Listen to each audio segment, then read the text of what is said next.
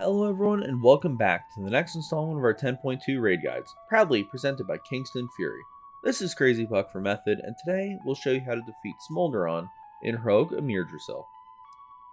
Please keep in mind everything in this video is from PTR testing, and it's possible Blizzard altered the encounter in some way since the last testing. If that happens, we'll release an updated video after the fight is live.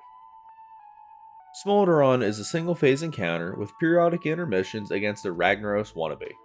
He's supposedly the new Firelord or whatever, and he tries to act better than Rag by having legs right from the start of the fight. Overcompensating much? During Phase 1, you get to deal with a whole bunch of stuff Smolderon throws at you. When he reaches 100 energy, he'll run to the middle of the room, smash his sword into the ground, and begin an intermission. Repeat back and forth for a while until he falls over. During the primary phase, there's a handful of things Smolderon will throw at you. Throughout all of the primary phase, the boss does constant raid-wide pulsing damage called blistering heat every 3 seconds. This isn't super painful, but it helps prevent the healers from getting too bored.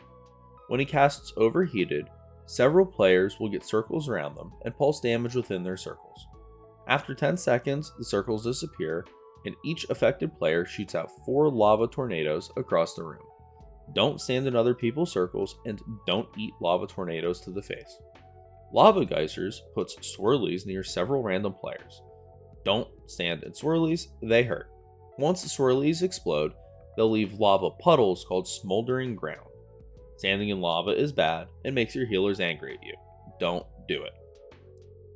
The last Phase 1 ability is by far the most complicated, a tank slam called Brand of Damnation.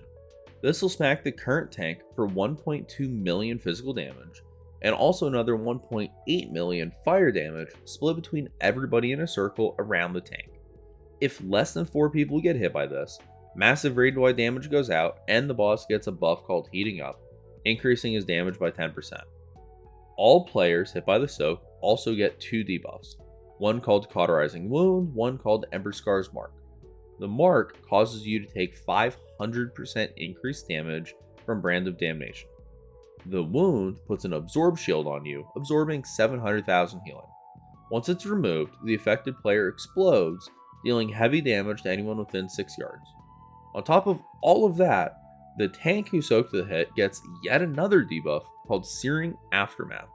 After 6 seconds, this will explode, dealing massive damage to the entire raid, but reduced based on distance. Once the boss hits 100 energy, he makes a beeline for the middle of the room and slams the sword into the ground, casting Devour Essence. This will knock the entire raid back and remove any Ember Scar's Mark debuffs. Each mark that gets removed will create several small orbs called Living Flame. If any of these reach the boss, they increase his damage by 3%, stacking.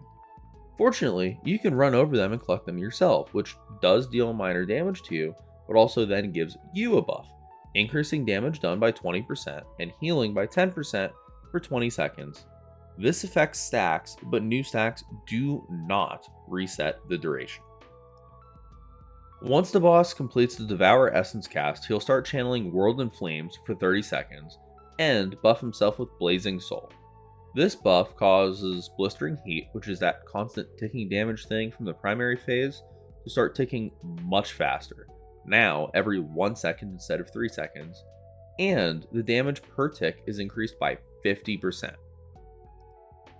However, the World in Flames is really the star mechanic here, and it's a very easy way to die. During this, the raid area will be split into several rings as shown here. Some rings will be safe spots, others will glow with fire, then explode, dealing heavy damage and applying a dot to anybody hit. This will repeat for 30 seconds, with the safe rings changing each time. This is basically a dance phase, so watch your feet and don't get hit by any exploding fire. Strat-wise, the primary phase is heavily about positioning. You'll want the raid to stay relatively stacked to bait the lava geysers and therefore the lava puddles. Start with everybody near an outer edge of the room like this. Drop the first set of geysers here, and then drop each additional set alongside the existing puddles. This will force you to shift positioning over the course of the fight, but maximizes your available play area.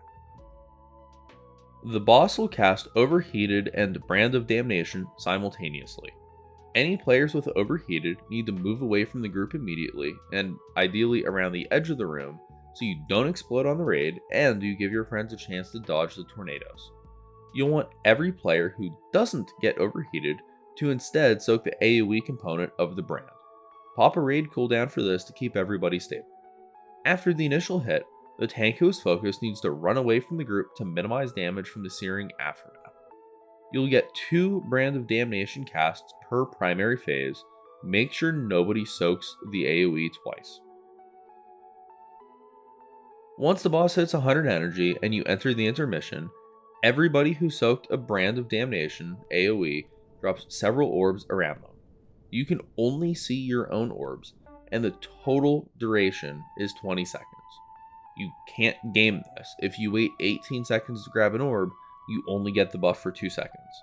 Pick up all of your orbs as quickly as possible and funnel as much damage into the boss as you possibly can while safely dodging the exploding rings. From here, it's rinse and repeat until you've doused the Firelord. Take him down before he burns you, and then collect your loot. If you enjoyed this guide, remember to like it and make sure you're subscribed to the channel to catch all of our previews, guides, kill videos, and more. A big thank you again to Kingston FURY for making guides like these possible. From everyone here at Method, have a great day, and we'll see you next time.